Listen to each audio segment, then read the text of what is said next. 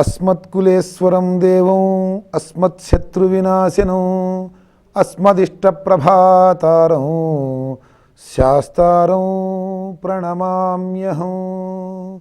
స్వామియే శరణమయ్యప్ప. స్వామియే శరణమయ్యప్ప కార్యక్రమానికి స్వాగతం.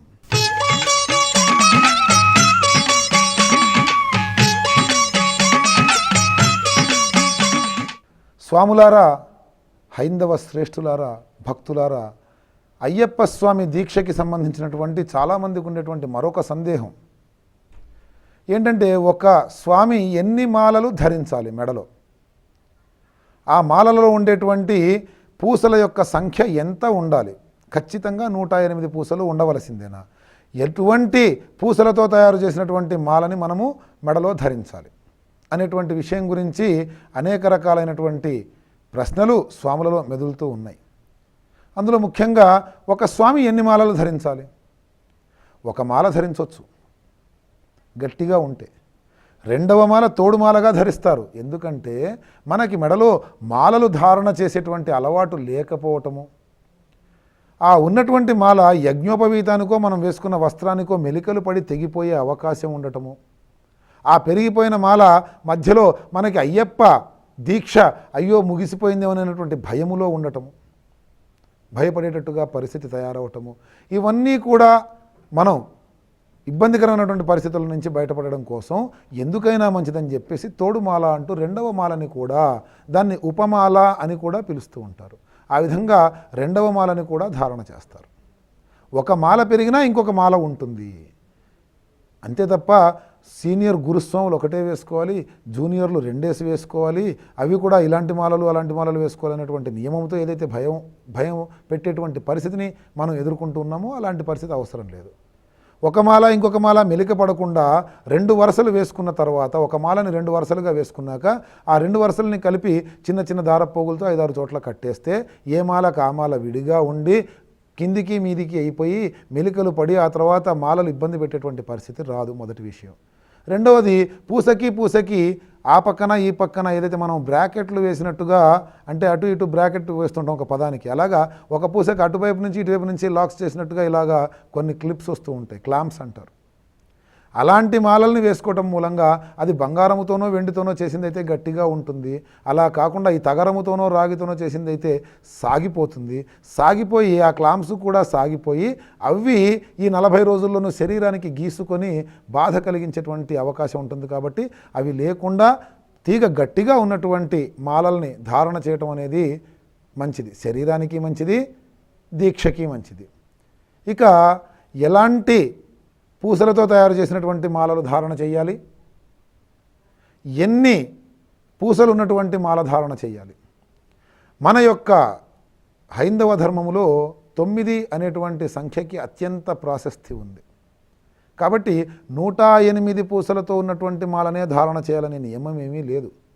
పూజ్యులు గురువుగారులు చెప్పినట్టుగా 9 టోటల్ 9 అంకెతో పూర్తయ్యేటట్టుగా సంఖ్య ఉంటే సరిపోతుంది. అంటే 108 1 + 0 + 8 = 9, అలాగే 54, అలాగే 27, అలాగే 18, ఈ విధంగా 9తో పూర్తయ్యేటట్టుగా ఎన్ని పూసలతోనైనా సరే మాల ధారణ చేసేటందుకు అవకాశం ఉంది. అంతే తప్ప ఖచ్చితంగా 108 ఉండాలి అనేటువంటి ఆలోచన లేదు. అలాగే మనం మెడలో వేసుకున్న మాల తర్వాత మనం మళ్ళీ జపం చేసుకోవడానికి పనికొస్తుందా అంటే, పెద్దవాళ్ళు చెప్పినట్టుగా మన హైందవ ధర్మంలో చెప్పినట్టుగా కూడదు. మెడలో ధారణ చేసేటువంటి మాల వేరే ఉండవలసిందే. మనం ఇంట్లో మామూలుగా జపం చేసుకోవడానికి ఉపయోగించేటువంటి మాల విడిగా ఉండవలసిందే. ఇంకా ఎలాంటి పూసలతో ఉన్నటువంటి మాల ధారణ చేయాలి? ఎలాంటి పూసలు అంటే, వైష్ణవ శక్తి అయినటువంటి తులసిమాల, శైవశక్తి అయినటువంటి రుద్రాక్షమాల కూడా ఈ అయ్యప్ప స్వామి దీక్షకి పనికొస్తాయి. అటు తులసిమాల, ఇటు రుద్రాక్షమాల, ఏ మాల అయినా సరే ధారణ చేయవచ్చు. దాన్ని గట్టిగా మంచి తీగలో చుట్టించి పెట్టుకోవటం మూలంగా ఆ యొక్క మాల పెరిగిపోవటం, అంటే తెగిపోకుండా ఉండేటువంటి అవకాశాలు ఉంటే దీక్షలో ఎటువంటి ఇబ్బందులు లేకుండా, మానసికమైనటువంటి బాధ లేకుండా ఆ మండలకాలము దీక్ష కూడా సంపూర్ణం చేయవచ్చు. ఇలా కాక స్ఫటికము చాలా మంచిది అనేటువంటి ఉద్దేశంతో స్ఫటికమాలని మన స్వాములు ధారణ చేస్తూ ఉంటారు. స్ఫటికానికి ఉన్నటువంటి ఒక గుణం ఏంటంటే అది లోహాన్ని కరిగించటము తినేయటము చేస్తుంది. తయారు చేసిన వెంటనే లోహం కట్టు కాకపోవచ్చు, తెగిపోకపోవచ్చు, కానీ 20 రోజులకో 40 రోజులకో 60 రోజులకో ఈ సంవత్సరం కాకపోతే వచ్చే సంవత్సరానికో ఆ యొక్క స్ఫటికం ఏం చేస్తుంది, ఆ మాలను తనకి తగులుతున్నటువంటి లోహం ప్రాంతాన్ని మెల్లిగా మెల్లిగా మెల్లిగా అరిగించేసి అక్కడ తెగిపోయే ప్రసక్తి చాలా ఎక్కువగా వచ్చి వెంటనే అది ఒకేసారి 4-5 ముక్కలుగా తెగిపోయి చేతిలో పడే అవకాశాలు ఉంటాయి. అలాంటి ఇబ్బందులు పడకుండా స్ఫటికమాలని కేవలం మనం ఈ జపానికో దానికో ఉపయోగం చేస్తూ ఈ యొక్క రుద్రాక్షమాలని శరీరానికి తగిలేటట్టుగా వేసుకోవటం మూలంగా రుద్రాక్ష శాస్త్రీయంగా కూడా మనకి ఎంతో నిర్ధారణ అయినటువంటి విషయం ఏంటంటే ఆ రుద్రాక్ష మూలంగా శరీరంలో ఉండేటువంటి అనేక రకాలైన రుగ్మతలు తొలగిపోయి మానసికమైనటువంటి ప్రశాంతత వస్తుంది. కాబట్టి రుద్రాక్షమాల ధారణ చేయటము, తులసిమాల వేసుకోవటం మూలంగా ముఖములో వర్చస్సు పెరుగుతుంది. ఆ విధంగా తులసిమాల ధారణ చేయటము మంచిది. అయితే రుద్రాక్షమాలలోనూ తులసిమాలలోనూ ఉన్నటువంటి వైరుధ్యం ఏంటంటే తులసిమాల 40 రోజుల పాటు 80 పూటల పాటు మన శరీరానికి తగులుతూ ఆ యొక్క నీళ్లు తగులుతూ మళ్ళీ ఎండకి ఎండుతూ ఉండడం మూలంగా లోపల పాడైపోయే అవకాశాలు చాలా తొందరగా ఉంటాయి. కాబట్టి ఈ సంవత్సరం ధారణ చేసినటువంటి తులసిమాల వచ్చే సంవత్సరానికి బాగుందా లేదా చూసుకొని అది 40 రోజుల పాటు మన మెడలో స్థిమితంగా ఉండగలుగుతుందా లేదా మనం నిర్ధారణ చేసుకొని ధారణ చేయటం మంచిది. రుద్రాక్షమాలకు అలాంటి ఇబ్బందులు ఏమీ ఉండవు. ఎందుకంటే రుద్రాక్ష అనేది ఎంత తడుస్తూ ఉంటే అంత గట్టిపడుతూ ఉంటుంది. ఇవి కాక ఒక గురుస్వామితో మాల ధారణ చేసి ఇంకొక గురుస్వామితో ప్రయాణం అవ్వవచ్చునా?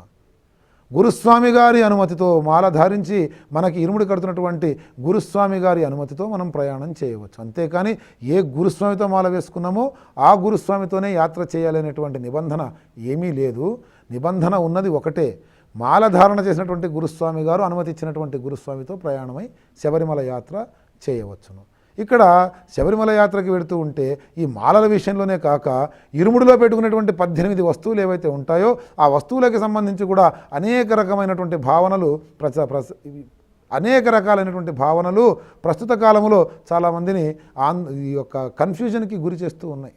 అలా కన్ఫ్యూజ్ కాకుండా ఉండడం కోసం ఆ యొక్క 18 వస్తువుల గురించి కూడా మనం రాబోయే రోజుల్లో సమగ్రంగా తెలుసుకుందాం. ఇక వనయాత్ర గురించి మనం ఆలోచిస్తే కరివలాం తోడు అనేటువంటి ప్రాంతాన్ని మనము ఇంజిప్పార కోట తరువాత చూడడం జరుగుతుంది. ఈ కరివలాం తోడు అనేటువంటి స్థానం ఏంటంటే నిటారైనటువంటి కరిమల శిఖరం. అది నిట్ట నిలువుగా కనిపిస్తూ ఉంటుంది. నువ్వా నేనా అనేటువంటి ఆ యొక్క పరిస్థితిని మనకి ఈ కరివలాం తోడు సృష్టిస్తూ ఉంటుంది. నేను ఓడిపోతానా నువ్వు ఓడిపోతావా చూద్దాం అన్నంతగా మనల్ని శాసిస్తున్నట్టుగా, నువ్వెంత అని ధిక్కరిస్తున్నట్టుగా కనిపిస్తూ ఉంటుంది ఈ యొక్క కరివలాం తోడు. ఇక్కడి నుంచే ఈ కరిమల అనేటువంటి కఠినమైనటువంటి యాత్ర ప్రారంభమవుతూ ఉంటుంది. ఇక్కడ నీటి సరఫరా బాగా ఉన్న కారణముగా ప్రయాణికులు, యాత్రికులు, దీక్షాధారులు పెద్ద పాదములో యాత్ర చేస్తూ ఎరిమేలి నుంచి ప్రయాణమై పెడుతున్నటువంటి వాళ్ళు ఇక్కడ కాస్త విశ్రాంతి తీసుకొని వంట చేసుకొని భోజనం చేసి బయలుదేరేటువంటి అవకాశాలు చాలా ఉన్నాయి. చాలామంది ఇక్కడ విశ్రాంతి తీసుకుంటూ ఉంటారు. కరివలాం తోడు తర్వాత కరిమలై ఉచ్చి అంటే కరిమల శిఖరము పైకి చేరుకోవటం జరుగుతుంది. దాన్ని కరిమలై ఉచ్చి అంటారు. దాదాపుగా భూమి నుంచి 10 కిలోమీటర్ల ఎత్తులో ఉంటుంది ఈ యొక్క కరిమలై ఉచ్చి. 10 కిలోమీటర్ల పైకి వెళ్ళిన తర్వాత కూడా పురాతనమైనటువంటి బావి ఒకటి మనకి కనిపిస్తూనే ఉంటుంది. అందులోంచి నీళ్లు తోడుకోవచ్చు. 10 కిలోమీటర్ల ఎత్తున ఉన్నటువంటి శిఖరంలో అక్కడ ఉన్నటువంటి బావిలోంచి నీళ్లు తోడుకోవటం అనేది అది భగవంతుని యొక్క అనుగ్రహముతో ఏర్పడినటువంటి ప్రాంతమే తప్ప ఇంకోటి కాదు అనడానికి వేరే నిదర్శనమే అక్కర్లేదు. మనము చేత్తో తోడుకోవడానికి అనువుగా ఉండేటువంటి నీళ్లు అంత అందుబాటులో ఉంటాయి అక్కడ. అంతేకాక 10 కిలోమీటర్ల పైన ఉన్నటువంటి ఆ యొక్క కరిమలై ఉచ్చిలో కూడా అద్భుతమైనటువంటి జలపాతం మనకి కనిపిస్తూ ఉంటుంది. ఆ దృశ్యము మన కళ్ళారా చూడవలసిందే, కానీ ఎంత చెప్పినా తక్కువే. ఆ దృశ్యం యొక్క అందము, ఆ దృశ్యాన్ని చూసినప్పుడు మనలో ఉండేటువంటి ఆనందము ఎంత చెప్పినా కూడా తక్కువే. అది కేవలము స్వామివారి అనుగ్రహం తప్ప ఇంకోటి కాదు అని చెప్పలేం. ఇలాంటి అద్భుతాలు ఈ యొక్క వనయాత్రలో మాత్రమే మనకి కనిపిస్తూ ఉంటాయి. శబరిమల వనయాత్రలోనే. శబరిమల వనయాత్ర చేసినటువంటి వాళ్ళకి అందరికీ కూడా ఉండేటువంటి అభిప్రాయం కూడా అదే. ఈ యాత్రలో మాత్రమే మనం ఇంతటి అద్భుతమైనటువంటి విషయాల్ని మనం చూడగలుగుతాము అనేటువంటి భావన ఎంతోమంది యాత్రికులకి ఉండడం అనేది చాలా సహజం. ఈ యొక్క కరిమలై ఉచ్చి లో మనము ఆ యొక్క జలపాతాన్ని అదంతా చూసి అక్కడ స్వామివారికి నమస్కారం చేసుకొని అక్కడి నుంచి తిరిగి కరిమల కొండ దిగుతూ ఉంటే మనకి వలియానవట్టము అనేటువంటి ప్రాంతం కనిపిస్తుంది. వలియానవట్టము అంటే చిన్న చిన్న మృగములు వచ్చి నీరుని తాగేటువంటి ప్రాంతము అని అర్థము. చిన్న చిన్న మృగాలు అనంటే కుందేళ్ళు, తోడేళ్ళు, నక్కలు ఇలాంటివి చిన్న చిన్న ప్రాణులు. వాటికి నీటి సరఫరా అందేటువంటి ప్రాంతం, అక్కడ ఉన్నటువంటి నీటి సౌలభ్యం ఏదైతే ఉందో ఆ యొక్క జంతువులకి అందుతూ ఉంటుంది. ఇక్కడ చిన్న కాలవలాగా నీరు ప్రవహిస్తూ ఉంటుంది. దాహశాంతి తీర్చుకోవడానికి చిన్న చిన్న జంతువులు ఇక్కడికి చేరుకొని వాటి యొక్క దాహాన్ని తీర్చుకొని మరలుతూ ఉంటాయి. ఈ యొక్క వలియానవట్టము తర్వాత మనము చూడవలసినటువంటి ప్రాంతము పెరియానవట్టము. పెరియానవట్టం అంటే పెద్ద పెద్ద జంతువులు వచ్చి, క్రూరమైన జంతువులు వచ్చి, ఏనుగులు వచ్చి అక్కడ వాటి యొక్క దాహార్తిని తీర్చుకునేటువంటి ప్రాంతముగా చెప్పబడుతుంది. 18 వస్తువులు ఏవైతే మనము ఇరుముడిలో పెట్టుకొని పెడతామో ఆ వస్తువులన్నీ కూడా ప్రస్తుతం రెడీమేడ్గా దొరుకుతున్న ఏ పూజా స్టోర్స్లోకి వెళ్ళినా కూడా దాన్ని మాలికాపురోత్తమ సెట్ అని మనం అడుగుతున్నాం, వాళ్ళు ఇస్తున్నారు. ఆ సెట్ తీసుకుంటే అందులో మొత్తం అంతా ఒక ప్లాస్టిక్ కవర్లో, అందులో ఒక అయ్యప్ప స్వామి పెద్ద ఫోటో, ఆ తర్వాత మిగిలినవన్నీ చిన్న చిన్న ప్లాస్టిక్ కవర్లలో ప్యాక్ చేసి పెట్టడం జరుగుతుంది. దాన్ని మనం అలాగే తీసుకెళ్ళి ఇరుముడి సంచిలో పెట్టుకొని అలాగే దాన్ని తీసుకెళ్ళి శబరిమలలో ఓపెన్ చేసి ఏ వస్తువుని ఏ విధంగా ఉపయోగించాలో ఆ విధంగా ఉపయోగించడము, తెలిసిన వాళ్ళు తెలియని వాళ్ళు దాన్ని ఆ విధంగానే అక్కడ పారేసి రావడం అడవుల్లో జరుగుతుంది. స్వామి, మనము ప్రయాణం చేసినటువంటి ఈ నవంబర్ 16 నుంచి జనవరి 20వ తారీఖు వరకు సంగతి సరే, అప్పుడు మనం వెడుతున్నాం వస్తున్నాం, వన్యప్రాణులు రావు. కానీ ఈ రోజులలో వర్షాల మూలంగా కావచ్చు, ఆ చెట్లలో పడిపోవడం మూలంగా కావచ్చు, మనము వాడిన నీళ్ల ద్వారా కావచ్చు, ఈ ప్లాస్టిక్ కవర్లన్నీ కూడా రంగు మారిపోతూ ఉంటాయి. వాటి మీద పడి వాటిలో ఉన్నటువంటి వస్తువులు కుళ్ళిపోతూ ఉంటాయి. అవి తినడానికి పనికొచ్చే వస్తువులేమో అని మనము ప్రయాణం ఆపేసిన తర్వాత అక్కడికి వచ్చినటువంటి వన్యప్రాణులు తిని, అందులో ఆవులు ఉన్నాయి, ఎడ్లు ఉన్నాయి, ఏనుగులు ఉన్నాయి, అవి అరిగించుకోలేక ప్రాణాలని కోల్పోయినటువంటి సంఘటనలు గత కొంతకాలం నుంచి మనం చూస్తూనే ఉన్నాం. మన ఆనందము ఇతరులకి ఇబ్బంది కలగకూడదు కదా. న్యూస్ పేపర్లు మన ఇంట్లో ఎన్నో వేస్ట్గా ఉంటాయి. ఆ ప్యాకెట్ తీసుకొచ్చి 40 రోజుల ఈ దీక్షలో ఏ వస్తువులు పెట్టాలో మనకి తెలియకపోతే ఆ వస్తువులన్నీ కూడా కలిపి అమ్మినటువంటి ప్యాకెట్ తీసుకొచ్చి ఒక్క 10 నిమిషాలు శ్రద్ధతో, ఒక్క 10 నిమిషాలు భక్తితో, ఒక్క 10 నిమిషాలు ఈ పర్యావరణం అంతా కూడా నాదే, నా భవిష్యత్తులో నా తర్వాత తరాలకి పర్యావరణాన్ని నిలుపవలసినటువంటి అవసరం నాకుంది అనేటువంటి ఒక భావనతో ఆ చిన్న చిన్న పొట్లాలని మళ్ళీ మనం ఆ కాగితం పొట్లాలుగా మార్చి అందులో ఉన్నటువంటి ప్లాస్టిక్ అంతా మనం ఇక్కడే నిర్మాల్యంగా తీసేసి ఆ కాగితం పొట్లాలని మనం ఇరుముడిలో పెట్టుకుని పెడితే ఆ కాగితం పొట్లాలు 1 రోజులోనో 2 రోజులోనో పాడైపోతాయి. ఆ కాగితం పొట్లాలని తిన్నా కూడా జంతువులకి ఏమీ కాదు. ఆ యొక్క వస్తువులు కూడా భూమిలో పెరుగుతూ ఉంటాయి, అవి తిన్నా జంతువులకి ఏమీ కాదు. ఆ జీవ కారుణ్యం అనేది మనం ప్రకటించవలసినటువంటి అవసరం ఉంటుంది. కావాలంటే చూడండి, ఒక్కసారి ఆ పొట్లం పట్టుకొచ్చి ఓపెన్ చేసి ఒకటే ఒక్క ఇరుముడి సెట్టు కోసం తీసి చూడండి, ఎంత ప్లాస్టిక్ వ్యర్థం బయటపడుతుందో మన ఇంటి దగ్గరే. ఆ వన్య ప్రాణుల్ని రక్షించవలసినటువంటి బాధ్యత కూడా ప్రతి ఒక్క అయ్యప్పదే. కాబట్టి శబరిమల దేవస్థానం బోర్డు వారు ప్లాస్టిక్ని నిషేధించడం జరిగింది. స్వాములందరికీ కూడా ఇదే నా విన్నపం, ప్లాస్టిక్ని తీసుకు వెళ్ళకండి శబరిమలకి. మన గోమాతల్ని, మన జంతువుల్ని ప్రాణాలతో ఉంచండి, అవి ఉంటేనే మనకి మనుగడ. వృక్షో రక్షతి రక్షితః, జీవో రక్షతి రక్షితః, ధర్మో రక్షతి రక్షితః. స్వామియే శరణమయ్యప్ప. స్వస్తి.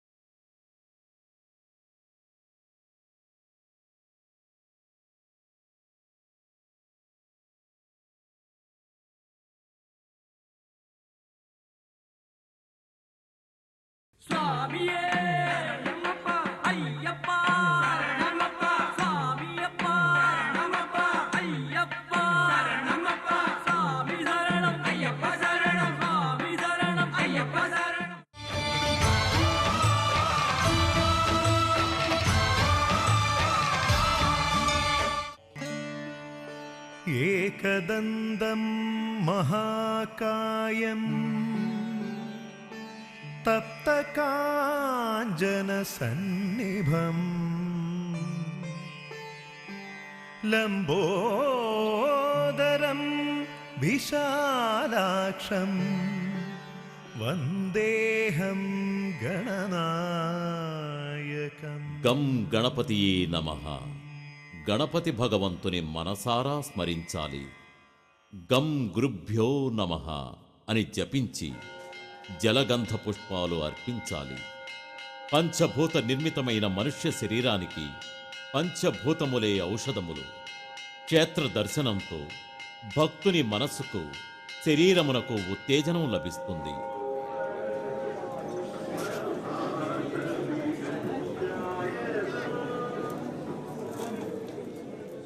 ఉషపూజకు మిగిలిన ప్రధాన పూజలకు తాంత్రికాచార్యుడే ముఖ్య కార్మికత్వం వహిస్తున్నాడు. ధ్యాయేచ్చారుజట నిబద్ధమకుటం దివ్యాంబరం జ్ఞానముద్ర్యోద్యగ్ధక్షకరం ప్రసన్నవదనం జానుస్తహస్తేతరం. ముఖ్యమైన నైవేద్యం నెయ్యాభిషేకం. ఇరుముడి కట్టులోని నెయ్యి నింపిన కొబ్బరికాయను పగలగొట్టి శుద్ధమైన పాత్రయందు అభిషేకానికిస్తున్నారు. ఆత్మ అనే నెయ్యి భగవంతునికి అర్పించి శరీరమైన చిప్పను అగ్నిగుండంలో అర్పిస్తున్న జీవిత క్రమము. అభిషేకించిన నెయ్యి దివ్య ఔషధంగా తీసుకుని వెళ్తున్నారు. భూతనాథం విభుం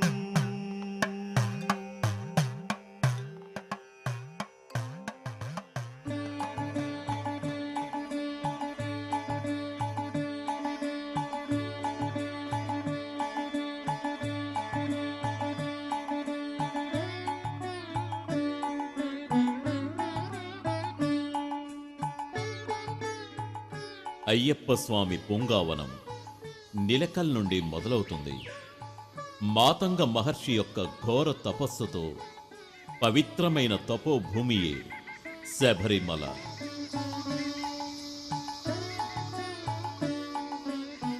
శ్రీరామచంద్రమూర్తి చేత మోక్షం పొందిన నీలి శబరి ఆశ్రమం ఇక్కడే ఉంది.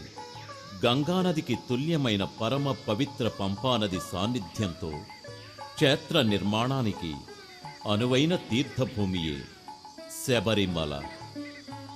ఋషులు తపస్సు చేసిన తపోభూమియు, దేవతలు అవతరించిన ధర్మభూమి అయిన ఈ సంగమ భూమిలో ఈ మహాక్షేత్రం స్తుతి చేస్తుంది. భూభాగములందు తీర్థభూమియే. దైవ చైతన్యం స్ఫురించే కొండ వరసలు, కారడవులు, నిష్టలంక ప్రవాహమైన పంపయు కలిగించే ఆధ్యాత్మికానుభూతి. శబరిమల యాత్ర జ్ఞానం, వైరాగ్యం అనే మహాసిద్ధులు ప్రదానం చేస్తుంది. పంపాతీర్థం భక్తి స్వరూపం. పుంగావనం అంటే వైరాగ్య స్వరూపము. పర్వత పంక్తులు జ్ఞాన స్వరూపములే. ప్రపంచమంటే యోగశాస్త్రమందు పురుషుడు, ప్రకృతి అనియు, తంత్రశాస్త్రమందు శివం, శక్తి అనియు, వేదాంతమందు బ్రహ్మ, మాయా అనియు, పురాణములందు జగదీశ్వరుడు, జగదాంబిక అనియు చెప్పబడుతున్నాయి. నీలగిరి కొండలలోని 9000 అడుగుల పొడుగైన ఆనమలయే మిక్కిలి పొడుగైన సహ్యపర్వత శృంగము. దానితో కూడిన మలనాడు పత్తనంతిట్ట జిల్లాలో ఉంది.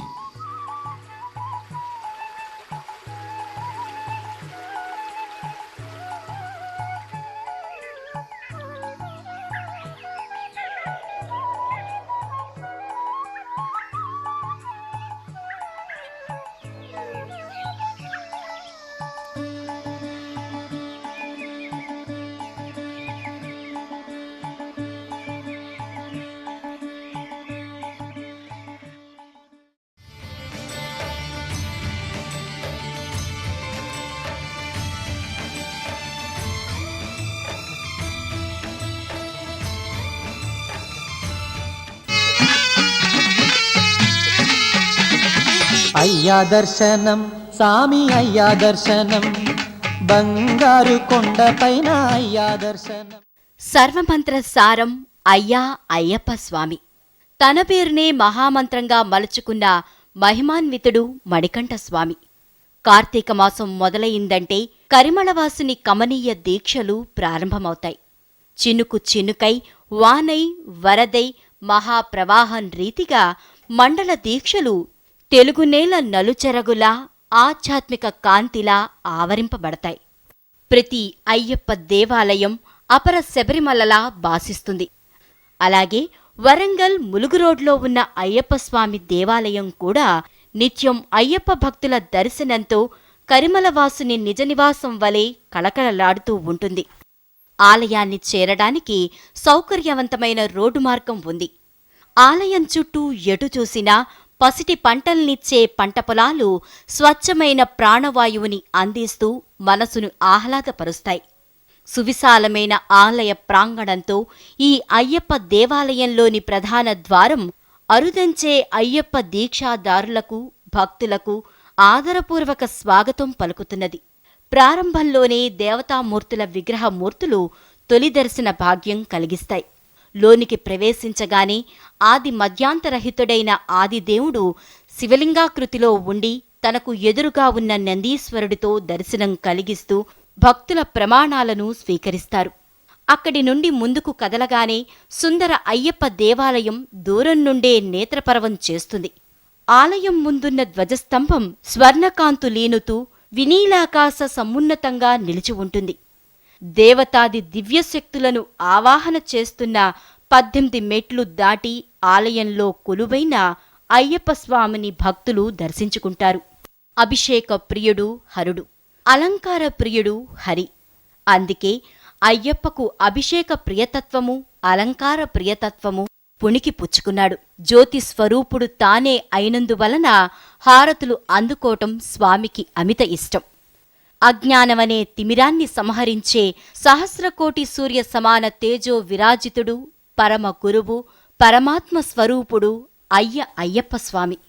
దేవాదిదేవుడు అయ్యప్ప దేవుడిని సదా కీర్తిస్తూ, నియమాలను భక్తితో పాటిస్తూ సదా స్వామివారి సన్నిధానంలో గడపటం భక్తులకు ఎంతో ఇష్టం. మాలాధారణ చేసే భక్తులతో, ప్రత్యేక పూజలు చేయించే భక్తులతో వరంగల్ ములుగు రోడ్లో ఉన్న ఈ అయ్యప్ప ఆలయం ఆధ్యాత్మిక చింతనకు అసలైన క్షేత్రంగా భాసిస్తున్నది. కామ, క్రోధ, లోభ, మోహ, మద మాత్సర్యాలను కనీసం ఒక్కరోజు అదుపులో పెట్టగలిగినా అది మనిషి జీవితంలో ఒక మంచి మలుపును తెస్తుంది.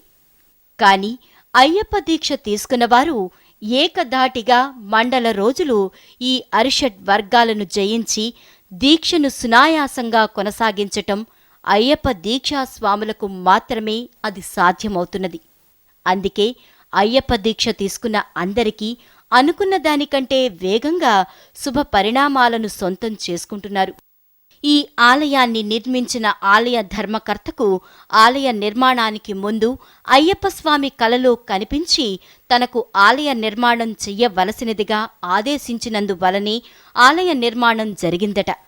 అనుకున్న పనులు తక్షణం నెరవేరటం చేత ఈ ఆలయానికి వచ్చే భక్తుల సంఖ్య నానాటికీ పెరుగుతున్నది.